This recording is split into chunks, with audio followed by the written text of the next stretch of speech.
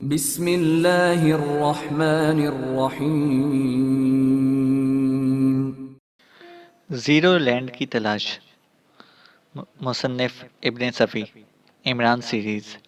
Black zero कमरे में दाखिल हुआ। इमरान कुर्सी पर पड़ा ऊँघ रहा था। कदमों की चाप पर चौंक पड़ा और सीधा होकर बैठता हुआ बोला, क्या खबर है? वो तीनों पैन एम की 3 बजे वाली फ्लाइट से चले गए हैं, ब्लैक ज़ीरो ने बताया। कौन तीनों? इमरान ने पूछा। हार्पर और उसके साथी। उन्हें तो जाना ही था। एक्सपोज हो जाने के बाद कैसे रुक सकते थे? इमरान ने कहा। लेकिन उससे पहले एक अजीब वाक़या पेश आया था। करीबन 12:30 बजे उनके दोस्त साथी बड़ी बदहवासी के आलम में बंगले से निकले थे और एक टैक्सी में बैठकर सफारत खाने गए थे। वहां उन्होंने सफ़ीर को इत्तला दी कि हार्पर कुत्तों की तरह भौंकने लगा है, ब्लैक ज़ीरो ने कहा। वाकई? इमरान के लहजे में हैरत थी। मुझे यही रिपोर्ट मिली है जनाब। बहरहाल सफारत खाने से कुछ लोग उनके साथ बंगले तक आए थे। फिर बंगले के अंदर क्या हुआ ये नहीं मालूम हो सका। इसके बाद वो सब हार्पर समेत बाहर निकले और सफारत खाने की गाड़ी में बैठकर एयरपोर्ट की तरफ रवाना हो गए। क्या इस वक्त भी वो भौंकते सुना गया था? इमरान ने पूछा। जी नहीं, वो खामोश था। एयरपोर्ट पर भी किसी से गुफ्तगू करते हुए नहीं देखा गया, ब्लैक ज़ीरो ने बताया। बड़ी अजीब बात है। बहरहाल जो कुछ भी हुआ है उससे मेरा हाथ नहीं है, या फिर ये महज ड्रामा हो, इमरान ने कहा। आखिर क्यों? उसे इस किस्म के ड्रामे की जरूरत क्यों महसूस हुई? ब्लैक ज़ीरो बोला। फिलहाल कैसन भी नहीं कहा जा सकता, इमरान ने पुरतफक्कुर लहजे में कहा और जेब से च्युइंगम का पैकेट तलाश करने लगा। फिर ब्लैक ज़ीरो से बोला, च्युइंगम ख़त्म, अभी आ जाएगी, ब्लैक ज़ीरो बोला। देखो भाई, अब मैं यहाँ से निकलना चाहता हूँ, इमरान ने कहा। मेरी दानिश में अभी ये मुनासिब ना होगा, ब्लैक ज़ीरो बोला। थ्रेसिया जानती है कि मैं यहाँ हूँ। तो क्या फिक्र है, वो तो आपकी मदद कर रही है, ब्लैक ज़ीरो बोला। मैं इस पर एतमाद नहीं कर सकता, पता नहीं किस चक्कर में है, और फिर मैं इसे पसंद भी नहीं करता कि वो यहाँ इस तरह ददनाती फिरे। उसे यहाँ से जाना चाहिए। उसने मुझे मशवरा दिया था कि मैं मेकअप में यहाँ से निकल जाने की कोशिश करूँ, इमरान ने कहा। मेरी दानिश में इसका मशवरा माकूल था, ब्लैक ज़ीरो बोला। इससे ज़्यादा नामाकूल मशवरा और कोई हो ही नहीं सकता, इमरान बोला। आप बेहतर समझ सकते हैं, ब्लैक ज़ीरो ने कहा। कुछ सोच समझ कर ही बात कर रहा हूँ। बाउल्डे सॉफ्ट वाले मामले में वो मुतमईन नहीं हुई। अगर इसी ने इस बार मुझे कन्फेशन चेयर पर बिठा दिया तो सब कुछ उगलवा लेगी, इमरान बोला। ये बात तो है, ब्लैक ज़ीरो ने कहा। मैं मुल्क से बाहर जाऊंगा और वो इससे पूरी तरह बाखबर रहने की कोशिश करेगी और फिर कहीं ना कहीं मौका देखकर घेरेगी, इमरान बोला। बहरहाल अभी आप दुश्वारियों में ही हैं। पहले मेरा ख्याल था कि राना पैलेस की निगरानी नहीं की गई। सिर्फ एक बार हार्पर के आदमियों ने यहाँ तक सर सुल्तान का ताकुब किया था, लेकिन अब ये खाम ख्याली से ज़्यादा नहीं। यहाँ थ्रेसिया की कई कॉलें आ चुकी हैं, इमरान बोला। और आप उन्हें रिसीव भी कर चुके हैं, इमरान ही की हैसियत से वो सर हिलाकर बोला। तब तो वाकई आपको और कुछ सोचना चाहिए। दोनों कैंपों की मुझे ज़रा बराबर भी परवाह नहीं है, इमरान बोला। वो तो मैं देख ही रहा हूँ, ब्लैक ज़ीरो बोला। अगर हुकूमत के मुलविस हो जाने का खतरा ना होता तो मैं इस तरह छुप कर ना बैठता, इमरान ने कहा। मैं जानता हूँ जनाब। जुलियाना फिट्स वाटर को यहाँ बुलाओ, इमरान ने कहा। वो अचानक बीमार हो गई है, ब्लैक ज़ीरो ने कहा। क्या हुआ है उसे? मलेरिया में मुब्तला हो गई है। जोसेफ का क्या हाल है? हालत ख़राब है, शायद मर ही जाए, इमरान ने पुरतफक्कुर लहजे में कहा। सोचने की बात है, कहाँ 6 बोतलें योमिया और कहाँ एक कतरा भी नहीं। वो आपसे मिलना चाहता है, ब्लैक ज़ीरो ने बताया। फिलहाल उसे दूरी रखो मुझसे, इमरान बोला। ब्लैक ज़ीरो कुछ कहने ही वाला था कि फ़ोन की घंटी बजी और ब्लैक ज़ीरो ने कॉल रिसीव करके रिसीवर इमरान की तरफ बढ़ा दिया। दूसरी तरफ से थ्रेसिया की आवाज़ आई। वो तीनों तो चले गए। मुझे इल्म है, इमरान ने कहा। तुम कब चाह रहे हो? मैं कहाँ जाऊँ? पेरिस में तुम्हारे लिए इंतज़ाम कर दिया जाएगा, थ्रेसिया ने कहा। किसी ऐसी जगह भिजवाओ जहाँ मक्खियाँ बकसरत हों। दूसरी तरफ से कहकही की आवाज़ आई। फिर कहा गया, अब इतनी मायूसी भी मुनासिब नहीं कि मक्खियाँ मारने पर उतर आओ। जब से अपने अगवा हो जाने की खबर सुनी है, दिल काबू में नहीं है। आखिर मुझे इतना गुलफाम होने की क्या ज़रूरत थी? संजीदगी से बताओ कि कब रवाना हो रहे हो, थ्रेसिया ने पूछा। तुम संजीदगी से बताओ कि मुझ में इस कदर दिलचस्पी लेने की वजह क्या है, इमरान ने पूछा। तुम कई बार मेरे काम आ चुके हो, अब मैं तुम्हारे काम आना चाहती हूँ। अभी यहाँ च्युइंगम का कहत नहीं पड़ा तुम अपने काम से काम रखो। आखिरी बार वार्निंग दे रहा हूँ कि यहाँ से चली जाओ, वरना मुझे अपना फर्ज अदा ही करना पड़ेगा। इमरान ने कहा, मैं तुम्हारी कौम को एक बड़े नुकसान से बचाना चाहती हूँ। वजाहत करो, इमरान बोला। कुछ दिनों पहले जो स्काई लैब खला में तबाह हुई थी, इसके टुकड़े ज़मीन पर आ रहे हैं। मैं चाहती हूँ कि उसका कोई टुकड़ा तुम्हारे मुल्क में ना गिरे। अगर कोई टुकड़ा इधर आ ही रहा है तो उसका रुख कैसे तब्दील किया जा सकेगा? इमरान ने कहा, हम कर सकते हैं, और अपनी इसी कारकर्दगी की बिना पर हम उन्हें एक अच्छा सबक देंगे। कैप कैनेडी की बर्फबारी से कोई जानी नुकसान नहीं हुआ था, लिहाजा उन्होंने हमारे मुतालबे को कोई अहमियत नहीं दी। लेकिन जब स्काई लैब का कोई टुकड़ा उनके किसी स्काई स्क्रैपर पर गिरेगा तो अकल ठिकाने आ जाएगी। थ्रेसिया ने कहा, और वो अपने बजट का 10वां हिस्सा तुम्हारी खिदमत में पेश कर देंगे? इमरान ने मजाक उड़ाने के अंदाज में कहा, उन्हें करना ही पड़ेगा। जब एक स्काई लैब के गिरने से सैकड़ों जानों का इतलाफ होगा तो और सुनो, उन अहमकों ने जनूबी अमेरिका में मरीख की तलाश शुरू कर दी है। थ्रेसिया ने बताया। जनूबी अमेरिका में? इमरान के लहजे में हैरत थी। हाँ, पता नहीं किस बिना पर वो ऐसा कर रहे हैं। बहरहाल झक मार रहे हैं। वो जीरो लैंड की ताकत से नावाकिफ हैं। थ्रेसिया ने कहा, अगर तुम मेरे मुलाजिम जोसेफ को दोबारा मरीख पर भिजवा सको तो मैं तुम्हारा बेहद एहसानमंद होऊंगा। इमरान ने कहा, मैं समझी नहीं। थ्रेसिया बोली, यहाँ अब उसे शराब नहीं मिल सकेगी। ओह अच्छा, अगर तुम चाहो तो तुम्हें भी दोबारा मरीख पर भेजा जा सकता है। थ्रेसिया ने कहा, मुझे किसी किस्म के नशे से दिलचस्पी नहीं है। इमरान बोला। हाँ, तो मैं ये कह रही थी कि अगर तुम मुझसे ताउन करो तो हर किस्म की दुश्वारियों में तुम्हारे काम आऊंगी। थ्रेसिया बोली। ताउन? क्या मतलब? क्या अभी मुझसे मजीद कोई गर्ज वाबस्ता है? इमरान बोला। शायद मैं जल्दी में कुछ गलत कह गई। मतलब यह था कि तुम्हें हर हाल में मेरा ताउन हासिल रहेगा। बहुत बहुत शुक्रिया, इमरान बोला। तो फिर तुम पेरिस जाओगे? थ्रेसिया बोली। पेरिस ही क्यों? तो फिर तुम कहाँ जाना चाहते हो? कल सुबह 9 बजे फिर कॉल करना, मैं तुम्हें बता दूंगा। इमरान ने कहा। इतनी देर लगाओगे फैसला करने में? थ्रेसिया ने कहा। हाँ, कई पहलुओं से इस मसले पर गौर करना पड़ेगा। अच्छी बात है, यही सही। दूसरी तरफ से सिलसिला मुनक़ता होने की आवाज़ आई और इमरान ने रिसीवर क्रैडल पर रखते हुए ब्लैक जीरो से पूछा, क्या तुम कल सुबह मेरी अदम मौजूदगी में उसे हैंडल कर सकोगे? यकीनन कर सकूंगा, लेकिन आप इस सिलसिले में पहले मुझे किसी कदर तरबियत देंगे। मैं दरअसल उसकी जद से बचा रहकर यह देखना चाहता हूँ कि अब वो किस चक्कर में है। इमरान ने उसे बताना शुरू किया कि उसे इस सिलसिले में क्या करना चाहिए। दिन भर ब्लैक जीरो इमरान की आवाज़ की नकल उतारने की मशक करता रहा और उसे इस काम में कामयाबी भी हासिल हुई। उसी दिन सरे शाम एक लोडिंग ट्रक राना पैलेस में दाखिल हुआ, जिसमें ड्राइवर के अलावा मजदूर भी थे। कंपाउंड का फाटक इसके दाखिले के बाद बंद कर दिया गया। मजदूरों में से एक इमारत में दाखिल हुआ और थोड़ी देर के बाद बरामद हुआ और दूसरे मजदूरों को भी अंदर बुला लिया और फिर उन्होंने कुछ पुराना फर्नीचर निकालकर ट्रक पर बार करना शुरू कर दिया। ट्रक की रवानगी के वक्त फाटक दोबारा खोला गया और दोनों मजदूर ट्रक के पिछले हिस्से में बैठ गए। ट्रक फाटक से निकलकर एक जानिब रवाना हो गया। फिर वो कबाड़ी मार्केट में रुका। मजदूरों में से एक नीचे उतरा और करीबी चाय खाने में दाखिल हो गया। सिर्फ एक मजदूर ट्रक पर रह गया। ट्रक फिर हरकत में आया और आगे बढ़ता चला गया। चाय खाने में दाखिल होने वाले मजदूर ने चाय तलब की और तकरीबन 10-15 मिनट चाय खाने में गुजार देने के बाद बाहर निकला। कुछ दूर पैदल चलने के बाद एक रिक्शा रुकवाया और रिक्शे वाले को आंख मारकर बोला, मीटर से चलोगे या सरपट? कहाँ जाना है? रिक्शे वाले ने पूछा। शहर घुमा दो। वो इसे मशकूक नजरों से देखता हुआ बोला, शायद नशे में हो। लेकिन दूसरे ही लम्हे मजदूर उछलकर सीट पर बैठ गया। मॉडल टाउन चलो। उधर नहीं जाना, रिक्शे वाला सड़ा सा मुंह बनाकर बोला। फिर किधर जाना है? मजदूर ने पूछा। शादाब कॉलोनी, गाड़ी रखने का टाइम हो रहा है। चलो तो फिर शादाब कॉलोनी ही चलते हैं, मजदूर बोला। मगज फिर गया है क्या? रिक्शे वाला तेज लहजे में बोला। मैं कह रहा हूँ शादाब कॉलोनी ही चलो, मजदूर ने भी किसी कदर गुस्सा जाहिर करते हुए कहा।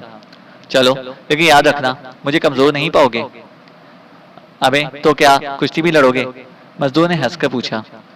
मैं आसानी से लुट जाने वालों में नहीं हूँ, उसने कहा और रिक्शा चल पड़ा। तुम शायद मुझे उन लुटेरों में से समझ रहे हो जो कभी कभी रिक्शा और टैक्सी ड्राइवरों पर हाथ साफ कर दिया करते हैं, मजदूर ने ऊंची आवाज में कहा। मैं कुछ नहीं जानता, वक्त आने पर देखा जाएगा, रिक्शे वाले ने कहा। यार क्यों ख्वाह मख्वाह परेशान हो रहे हो और मुझे भी परेशान कर रहे हो, मजदूर ने कहा।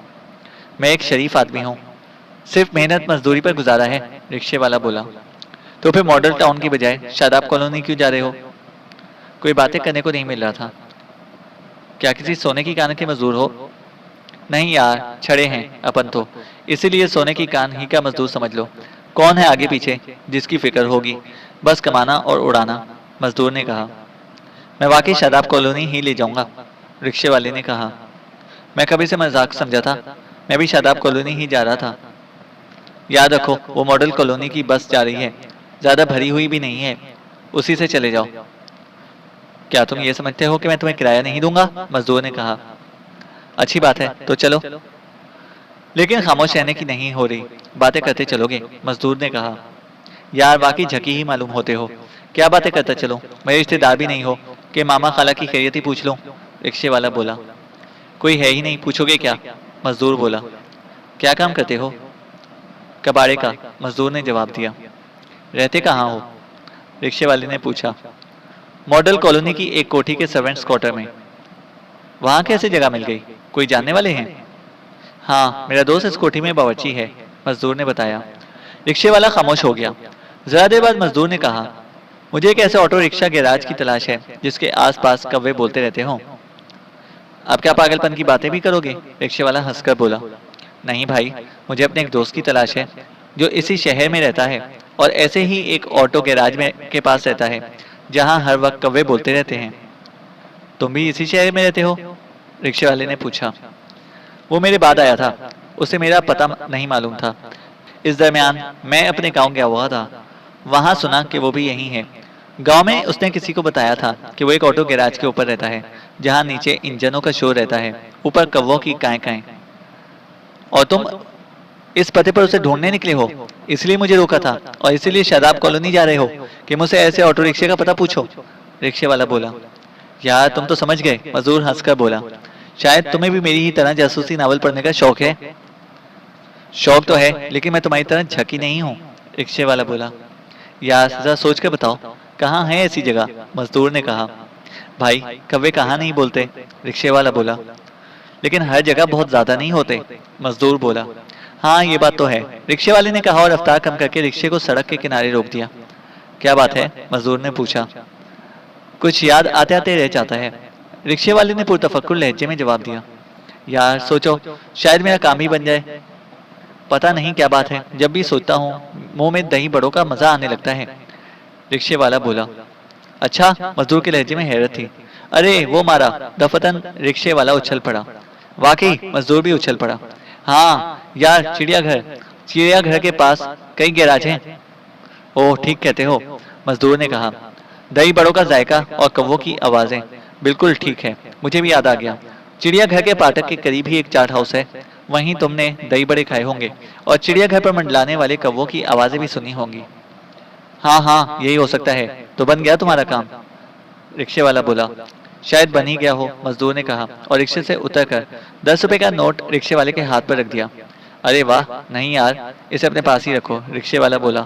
अब तुम शादाब कॉलोनी भी नहीं जा रहे? तुम्हें डर था ना कि मैं तुम्हें लूट लूंगा? मजदूर बायां दबाकर मुस्कुराया और तेजी से मुड़कर एक करीबी गली में दाखिल हो गया। दूसरे दिन ठीक 9 बजे ब्लैक जीरो ने थ्रेसिया की कॉल रिसीव की। उसने इमरान को पूछा था। वो पिछली रात को चले गए। आप कौन हैं? उसकी खैर ख्वाह। अब इससे कहाँ मुलाकात हो सकेगी? अच्छा, तो शायद आप वही खैर ख्वाह हैं जिसका जिक्र उन्होंने किया था। क्या कहा था? थ्रेसिया ने पूछा। यही कि आपकी कॉल आने पर आपको उनकी रवानगी से मुतला कर दिया जाए, वो पेरिस गए हैं। क्या उसने कहा था कि मुझे इससे भी आगाह कर दिया जाए कि वो कहाँ गया है? थ्रेसिया ने पूछा। जी हाँ, ब्लैक जीरो ने जवाब दिया। अच्छा, शुक्रिया। दूसरी तरफ से राब्ता मुनक़ता होने की आवाज़ सुनकर उसने रिसीवर क्रेडल पर रख दिया। थोड़ी देर बाद X2 वाले फ़ोन की घंटी बजी। ब्लैक जीरो ने इसकी कॉल X2 की आवाज़ में रिसीव की। दूसरी तरफ से सफदर की आवाज़ आई। ठीक 9 बजे जो कॉल हुई थी, ट्रेस हो गई है। ये कॉल चिड़ियाघर के करीब के एक मेडिकल स्टोर से की गई थी। फ़ोन का नंबर 368905 है। ठीक है, नंबर नोट किया गया। दूसरी हिदायत का इंतज़ार करो। बहुत बेहतर जनाब। ब्लैक जीरो ने पुरतफक्कुर अंदाज में रिसीवर क्रेडल पर रखा था, लेकिन उसी फ़ोन की घंटी फिर बजी। हेलो, इस बार भी ब्लैक जीरो ने X2 ही की आवाज़ में कॉल रिसीव की। क्या खबर है? दूसरी तरफ से इमरान की आवाज़ आई। ठीक 9 बजे कॉल आई थी जनाब। ब्लैक जीरो ने अपनी असल आवाज़ में कहा। आपकी हिदायत के मुताबिक उससे गुफ्तगू की थी और कॉल ट्रेस भी हो गई। इस काम पर सफदर को लगाया गया था। कॉल चिड़ियाघर के करीब वाले मेडिकल स्टोर से की गई थी। गालिबन वहाँ एक मेडिकल स्टोर है, इसलिए सफदर ने इसका नाम बताना चंदा ज़रूरी ना समझा होगा। फ़ोन का नंबर नोट कीजिए। ब्लैक जीरो ने सफदर के बताए हुए नंबर दोहराए। तो फिर मेरा ख्याल दुरुस्त था। दूसरी तरफ से आवाज़ आई। मैं नहीं समझा जनाब, ब्लैक जीरो बोला। मेडिकल स्टोर के बराबर ही एक ऑटो रिक्शा गैराज है और वहाँ कव्वे हर वक्त काएं काएं करते रहते हैं, इमरान बोला। बात और ज़्यादा उलझ गई। अब क्या ख्वाब समझूंगा, ब्लैक जीरो ने तवील सांस लेकर कहा। मेडिकल स्टोर के साथ ऑटो गैराज कहाँ से आ कूदा और कौवों की काएं काएं का मजीद इजाफा क्या मायने रखता है, यही जानना चाहते हो ना, इमरान बोला। बहुत बहुत शुक्रिया कि मेरी दुश्वारी आपने खुद ही समझ ली, ब्लैक जीरो ने कहा। जब जब इस एशिया की कॉल आई थी, मैंने फ़ोन पर ऑटो रिक्शा की आवाज़ के साथ ही कौवों की काएं काएं भी सुनी थी और फिर पिछली शाम ही को अंदाज़ा लगा लिया था कि वो जगह किस इलाके में हो सकती है जहाँ से वो कॉलें करती है। इस वक्त सफदर की छानबीन से इसकी तस्दीक हो गई। अब मैं इस मेडिकल स्टोर को देखूंगा, इमरान बोला। लेकिन मेरा ख्याल है कि हमसे गलती हुई, ब्लैक जीरो ने कहा। कैसी गलती? आपकी पहली ही स्कीम मुनासिब थी कि मैं आपकी आवाज़ में इससे गुफ्तगू करता रहूं। इस तरह वो उलझी रहती, लेकिन अब वो शायद उस फ़ोन को इस्तेमाल ही ना करेगी, क्योंकि आपकी हिदायत के मुताबिक मैंने अपनी आवाज़ से में उसे आगाह कर दिया है कि आप पिछली रात की फ़्लाइट से पेरिस चले गए हैं। हो सकता है कि अब भी वो उधर ही दौड़ लगा दे। मुतमईन रहो, उसे तुम्हारी बात पर हरगिज़ यकीन नहीं आया होगा, इमरान ने कहा। बहरहाल मैंने आपकी हिदायत से सर मुंह इनहराफ नहीं किया। मुझे यकीन है, इमरान ने कहा। आप कहाँ हैं? ब्लैक जीरो ने पूछा। अभी कुछ नहीं बता सकता, ज़रूरी समझूंगा तो बता दूंगा। बहरहाल अब मैं इस मेडिकल स्टोर को चेक करने के बाद दूसरी हिदायत जारी करूंगा, मुंतज़िर रहो, इमरान ने कहा। बहुत बेहतर जनाब, ब्लैक जीरो ने कहा और राब्ता मुनक़ता होने की आवाज़ सुनकर रिसीवर क्रैडल पर रख दिया। इमरान के दूसरे मातहत उसे ताहिर के नाम से जानते थे और सिर्फ राना पैलेस का मुंतजिम समझते थे। जोसेफ और जेमसन अभी यहीं मुकीम थे। शराब ना मिलने की वजह से जोसेफ की हालत अबतर थी और जेमसन उसे औलियाउल्लाह के किस्से सुनाता रहता था। जोसेफ खामोशी से सुनता रहता था, लेकिन यकीन के साथ नहीं कहा जा सकता था कि बातें भी समझता था या सिर्फ आवाज़ ही सुनता रहता था। इस वक्त भी दोनों एक कमरे में एक दूसरे के मुकाबिल बैठे हुए थे। जेमसन की जबान चल रही थी और जोसेफ किसी बुत की तरह जामिद और साकित बैठा हुआ था। पलकें भी नहीं छपक रही थी। जेमसन ने अभी अभी उसे एक वली का किस्सा सुनाया था और अब ये बता रहा था कि इस किस्से में क्या नसीहत पाई जाती है। दफतन जोसेफ ने भर्राई हुई आवाज़ में पूछा, तुम इधर बैठे हुए हो या उधर? क्या मतलब? जेमसन ने पूछा। कभी इधर नजर आते हो और कभी उधर, जोसेफ ने पूछा कहा। तो तुम इतनी देर से यही सोचते रहे हो? फिर क्या सोचूं? जोसेफ बोला। अच्छा, अभी तक मैं किस बात पर जोर देता रहा हूँ?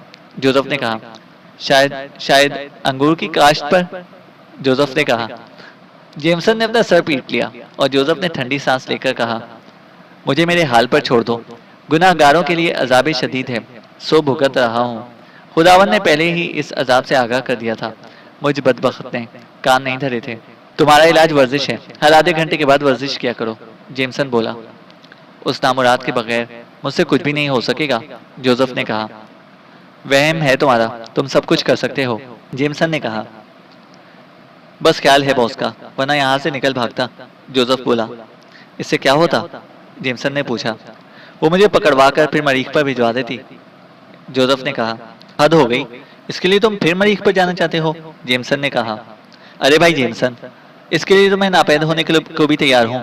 हाय ये अजाब, काश मैं बॉस के कहने पर ही चला होता। आहिस्ता आहिस्ता मिकदार में कमी करता जाता, लेकिन नहीं, मेरी किस्मत में तो इस जहन्नुम से भी गुजरना था। क्या ये जहन्नुम ही नहीं है भाई जेमसन? दफातन दरवाजे पर दस्तक हुई और जेमसन ने ऊंची आवाज में कहा, आ जाओ। ब्लैक जीरो दरवाज़ा खोलकर अंदर आया। इसके हाथ में किसी दवा की शीशी थी। उसने उसे जोसेफ की तरफ बढ़ाते हुए कहा, हर आधे घंटे के बाद एक टेबल स्पून। इससे क्या होगा? जोसेफ ने झिलाए हुए अंदाज में पूछा। तलब आहिस्ता आहिस्ता मिटती जाएगी, ब्लैक जीरो ने कहा। ए भाई, तलब तो ना छीनो मुझसे, शायद इसी के सहारे कुछ दिन जी लूं। तलब भी ना रही तो फिर जिंदगी में क्या बाकी क्या बचेगा? जोसेफ बोला। खालिस तुम बाकी बचोगे, खालिस, बिल्कुल खालिस और आज़ाद। नशे की गुलामी से निजात पाए हुए जोसेफ खालिस जोसेफ, जेमसन ने कहा। जोसेफ भी क्यों? बस खालिस ही खालिस। हाय, जोसेफ फिर दर्दनाक अंदाज में कराहा। ब्लैक जीरो ने शीशी मेज पर रखते हुए कहा, अच्छा तो मिस्टर खालिस, मैं चला। जाओ भाई, रोका किसने है? एक टेबल स्पून भी भिजवा देना, जेमसन ने कहा। हरगिज नहीं, जोसेफ ने आंखें निकालकर बोला। मैं इस कदर बेवफा नहीं हूं कि उसकी तलब से भी मुंह मोड़ लूं। नहीं भाई, मुझे जहन्नम में सुलगने दो। ब्लैक जीरो ने शानों को जुम्बिश दी और कमरे से चला गया। जेमसन पुरतशवीश नजरों से जोसेफ को देखे जा रहा था। आखिर तवील सांस लेकर बोला, हर मामले में जज्बाती हो जाना मुनासिब नहीं होता। ये दवा इस्तेमाल करके तुम इस अजाब से बच सकते हो। फिर वही जोसेफ चिल्लाकर बोला, कौन मदूद इस अजाब से बचना चाहता है? मैं अपने किए की सजा भुगतना चाहता हूँ। तुम्हारी मर्जी, जेमसन ने कंधे उचकाए। लेकिन इतना मजबूत भी नहीं हूं कि हाय वाय ना करूं। तुम अपने कान बंद कर लो या यहाँ से चले जाओ, जोसेफ बोला। मैं जा रहा हूँ, जेमसन उठता हुआ बोला। धमकाओ नहीं, बल्कि सचमुच यहाँ से चले जाओ, जोसेफ ने कहा। जेमसन कमरे से निकलकर ब्लैक जीरो के कमरे की तरफ चल पड़ा, लेकिन वो रास्ते ही में मिल गया। बिल्कुल ही खपती हो रहा है, ब्लैक जीरो ने कहा। हम सभी किसी न किसी नशे के सहारे जिंदगी गुजार रहे हैं, जेमसन ने कहा। मैं तो सिगरेट भी नहीं पीता, ब्लैक जीरो बोला। कुछ नशे खालिस ज़हनी नौयत के होते हैं, दौलत का नशा, इक़्तिदार का नशा, फ़न का नशा, औरत का नशा वगैरह वगैरह। हद तो यह है ताहिर साहब कि बंदगी का भी नशा होता है, जेमसन ने कहा। इनमें से भी कोई नशा मुझ पर मुसल्लत नहीं है, ब्लैक जीरो ने कहा। वहम है तुम्हारा मिस्टर ताहिर, फिर से अपना जायजा लो। इसकी ज़रूरत ही क्या है? क्यों ख्वामख्वाह अपना जायजा लूं? ताहिर बोला। मत लो, लेकिन मेरा दावा है कि तुम्हारा भी कोई ना कोई नशा जरूर होगा, जेमसन ने कहा। दुनिया में सभी एक जैसे नहीं होते। नशे के मामले में सब एक जैसे हैं। नशा है क्या? खुद फरामोशी की ख्वाहिश नशे तक ले जाती है। मेरी मिसाल ले लो, मैं भी पहले शराब के दामन में पना लिया करता था, लेकिन हिज मैजेस्टी ने यह आदत तर्क करा दी। इसके बाद ये हुआ कि खूबसूरत औरतें मेरा नशा बन गई। मैं ज़्यादातर उन्हीं के बारे में सोचता रहता हूँ, जेमसन ने कहा। लेकिन कोई नहीं जानता कि तुम क्या सोचते हो, और तुम्हारे महज सोचते रहने से किसी का क्या बिगड़ता है। शराब तो पीने वालों से ज़्यादा ना पीने वालों के लिए मुसीबत बन जाती है, ताहिर बोला। इससे बहस नहीं है, और ना मैं नशेबाजी की तरफदारी कर रहा हूँ। मैं तो सिर्फ ये कह रहा हूँ कि किसी न किसी किस्म के नशे का रसिया हर एक होता है। अभी ये बात तुम्हारी समझ में नहीं आ रही। मैदान हशर में जब दिमागों की भी स्क्रीनिंग होगी तब देखना, जेमसन बोला। बस करो यार, मेरे दिमाग में इतना भूता नहीं है कि इस हद तक सोच सकूं। 2 और 2 4 वाला आदमी हूँ, ताहिर बोला। अच्छा खत्म, अब ये बताओ कि हमारी पर्दा नशीनी कभी खत्म भी होगी या नहीं, जेमसन ने कहा। जब तक एक्स2 की तरफ से इस किस्म की कोई हिदायत नहीं मिलती, नामुमकिन है। घुट कर रह गया हूँ चारदीवारी में, जेमसन ने कहा। और फिर गवर्नरी की भी याद आ रही होगी, ताहिर बोला। बहुत ज़्यादा। ऊपर तले 10 सेक्रेटरियाँ थीं और सब एक से एक। कैसी सुरीली आवाज़ें थीं, वाह वाह, जेमसन ने कहा। तो गोया इस यूनिट की पूरी जिम्मेदारी तुम पर थी। सेक्रेटरियों के तवज्जो से मुझ पर सारा काम वो खुद करती थी। मैं सिर्फ दस्तखत किया करता था कागजात पर या फिर सोशल वर्क। Social work? भला उसकी नौयत क्या होती थी? ब्लैक जीरो ने पूछा। सारी दुनिया की जमहूरियत पसंद लीडर खुद को अवाम का खादिम कहते हैं, लेकिन फिरौनों की तरह जिंदगी गुजारते हैं। जीरो लैंड के लीडरों का मामला इसके बरक्स है। उन्हें सचमुच अवाम की खिदमत करनी पड़ती है। मसलन मेरा ही मामला ले लो, मुझे कभी बेबी सिटिंग भी करनी पड़ती थी, जेमसन ने बताया। क्यों बेपर की उड़ा रहे हो? ताहिर ने कहा। यकीन करो, जब किसी खातून को बेबी सिटिंग के लिए कोई नहीं मिलता था तो वो मुझे फ़ोन करती कि मिस्टर गवर्नर, अगर रात को कोई मसरूफियत ना हो तो ज़रा मेरे बच्चे की देखभाल कर लेना। मैं रात को ड्यूटी कर रही हूँ, घर पर और कोई नहीं है, जेमसन ने कहा। और तुम जाते थे? ताहिर ने हैरत से पूछा। अगर मसरूफ नहीं होता था तो जाना ही पड़ता था, जेमसन ने कहा। वाकई? अगर ये सच है तो हैरत अंगेज है, ताहिर बोला। एक बार तो एक जिद्दी बच्चे ने रात भर मुझसे अपनी ट्राईसाइकिल चलवाई थी। इस नन्ही सी ट्राईसाइकिल पर बैठा हुआ मैं उसे इतना ही अच्छा लगा था। यह और बात है कि इसके बाद मैं 1 हफ्ते तक थकन के बुखार में मुब्तला रहा हूँ, जेमसन बोला। तो गोया जीरो लैंड के किसी यूनिट का गवर्नर क्लाउन होता है, ताहिर बोला। अगर वाकई क्लाउन हो तो इसकी हर दिल अजीजी की इंतहा नहीं रहती। सर्कस के कई मस्खरे वहाँ बड़ी अच्छी गवर्नरी कर रहे हैं, जेमसन ने कहा। अब तुम सचमुच हाँक रहे हो, ब्लैक जीरो बेतबारी से बोला। हिज मैजेस्टी से पूछ लेना, थ्रेसिया उन्हें इसीलिए तो घेर रही है कि उन्हें जीरो लैंड का शहंशाह बनाना चाहती है। जेमसन बोला, बस खत्म करो। ब्लैक जीरो हाथ उठाकर बोला, मुझे और भी काम है। फिर वो उसे वहीं छोड़कर आगे बढ़ गया। जेमसन ने काहिलों की तरह से अंदाज में जमाई ली और आहिस्ता आहिस्ता मुंह चलाने लगा। इमरान अभी उसी मजदूर के मेकअप में था जिसमें राना पैलेस से निकला था। नकारा फर्नीचर ले जाने वाले ट्रक पर उसी के 3 मातहत थे। एक राना पैलेस ही में रह गया था जिसकी जगह वापसी पर इमरान ने ले ली थी। इस तरह वो राना पैलेस से बाहर निकला था और थ्रेसिया की तलाश शुरू कर दी थी। अब वो खुद ही उस ड्रग स्टोर की निगरानी कर रहा था जिसके बारे में ब्लैक जीरो से इत्तला मिली थी। काउंटर पर एक सेल्समैन मौजूद था। इक्का दुक्का ग्राहक आता और दवा खरीद कर चला जाता और सेल्समैन फिर वो रिसाला उठा लेता जिसमें शायद वो कोई बहुत ही दिलचस्प कहानी पढ़ रहा था। कहानी का दिलचस्प होना इससे साबित होता था कि जब भी कोई ग्राहक आता, सेल्समैन के चेहरे पर नागवारी के तासुरात नजर आने लगते थे। काउंटर ही पर रखा हुआ फोन उसे दिखाई दे रहा था। क्या थ्रेसिया इस सेल्समैन की मौजूदगी में ही कॉलिंग करती होगी? वो सोच रहा था। सवाल ही नहीं पैदा होता। तो फिर क्या इन औकात में काउंटर खाली रहा होगा? यानी उसने वो कॉलें सेल्समैन की अदम मौजूदगी में की होंगी, लेकिन किस तरह? वो भी सोच ही रहा था कि एक अधेड़ उम्र औरत ड्रग स्टोर में दाखिल हुई और सेल्समैन के हाथ से रिसाला छूट गया। बड़े बौखलाए हुए अंदाज में वो उठा और बोला, अंदर कौन है? वो काउंटर के उकुब वाले दरवाजे की तरफ हाथ उठाकर धाड़ी। इमरान के कान खड़े हो गए। उसने देखा कि ऑटो गैराज के कुछ कारीगर भी स्टोर के सामने आकर खड़े हो गए थे। बिल्कुल ऐसा ही मालूम होता था जैसे वो इस मौके के मुंतज़िर ही रहे हो। इमरान भी उनके पीछे जाकर खड़ा हो गया। औरत बराबर यही सवाल की जा रही थी कि अंदर कौन है, और सेल्समैन बुरी तरह हिकला रहा था। करीब खड़े हुए एक लड़के ने दूसरे से कहा, आई शामत बड़े मियाँ की। अबे तो कल क्यों गया था उसके घर? दूसरे ने पूछा। यही ड्रामा देखने के लिए, पहले ने जवाब दिया। अच्छा तो बेटा तू ही बड़ी बी के कान में फूंक आए हो। इमरान खामोश खड़ा उनकी गुफ्तगू सुनता रहा। तवज्जो काउंटर की तरफ भी थी। दफतन काउंटर के पीछे वाला दरवाजा खुला और एक मौमर आदमी बाहर निकलकर मुतवाहिश नजरों से औरत की तरफ देखने लगा। और कौन है अंदर? औरत उसकी तरफ हाथ उठाकर चीखी। लेकिन तुम यहाँ क्या कर रही हो? बूढ़ा हिकलाया। मैं कहती हूँ निकालो इस हरामजादी को बाहर, वरना अच्छा नहीं होगा। बूढ़े ने बौखलाकर इस मुजमे की तरफ देखा जो ड्रग स्टोर के सामने इकट्ठा हो गया था। औरत ने काउंटर के पीछे पहुंचने की कोशिश शुरू कर दी, लेकिन बूढ़ा इसका रास्ता रोककर खड़ा हो गया था। मैं कहती हूँ मुझे देखने दो। वो उसका गिरेबान पकड़कर झटके देती हुई पागलों की तरह चीखने लगी। निकालो बाहर इस कलमुही को, हरामजादी को। निकल कुतिया बाहर, बाहर निकल। चलो हटो, उधर से क्यों भीड़ लगाई है? सेल्समैन ने मजमे को ललकारा और कई लोग उधर इधर उधर हो गए, लेकिन ज्यादातर अफराद हटाई से खड़े ही रहे। इधर इनमें इमरान भी था। शटर गिरा दो, बूढ़े ने सेल्समैन से कहा, और वो काउंटर फैलाकर दोनों दरों के शटरों को गिराने लगा।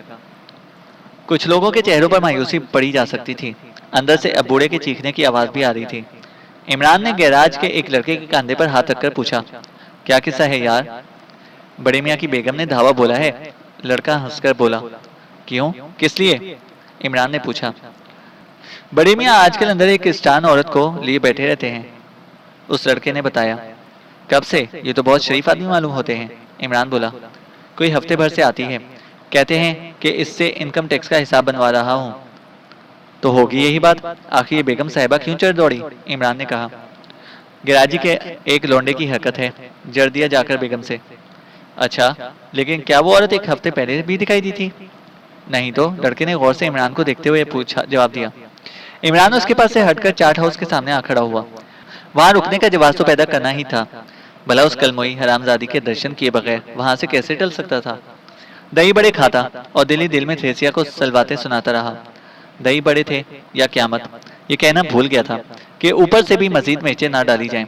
जैसे तैसे इस प्लेट को भुगतना ही पड़ा कि ड्रग स्टोर के शटर उठने लगे। पर सिर्फ इमरान ही मुतवज्जा नहीं हुआ था, बल्कि आसपास के तमाम तमाशाई चौंक पड़े थे, और शायद इस गैर मुतवक्का खामोशी ने उन्हें भी मुतहैयर कर दिया था। दफतन मेडिकल स्टोर के मालिक की बीवी दूसरी जवानुल उमर औरत के साथ स्टोर की सीढ़ियों से उतरती नजर आई। दोनों हंस हंस कर बातें भी करती जा रही थी। तमाशाई हैरत से एक दूसरे का मुंह देख रहे थे। उधर इमरान ने चाट हाउस के सेल्समैन से कहा, यार मिर्चों ने बाप दादा तक के नाम पूछ लिए हैं, अब नहीं चल रही, ये लो पैसे। इसने प्लेट काउंटर पर रख दी और जेब से पैसे निकालकर उसके सामने डाल दिए। दोनों औरतें उजलत में नहीं मालूम होती थीं, मजे से टहलती जा रही थीं। इमरान खासे फासले से उनका ताकुब करने लगा। जवानुल उमर औरत स्कर्ट और ब्लाउज में थी। सामने सलोनी रंगत वाली कोई देसी क्रिश्चियन मालूम होती थी। करीबन 1.5 फरलांग तक पैदल चलने के बाद वो एक छोटे बंगले की कंपाउंड में दाखिल हो गई। इमरान ने फाटक के करीब से गुजरते हुए नाम की तख्ती देखी, जिस पर आबिद रिजवानी तहरीर था। उसने तवील सांस ली। या तो बड़ी भी इतनी बड़ा फरोख्ता हो रही थी, या उसे अपने साथ घर ले आई थी। पता नहीं इस हरामजादी कल मोही ने किस तरह उन्हें हैंडल किया था। इमरान अश अश करता हुआ बंगले से थोड़ी फासले पर जाकर रुक गया। चैनल को सब्सक्राइब करें और बेल आइकन को प्रेस करें ताकि हमारी हर अपडेट आपको बर वक्त मिल सके।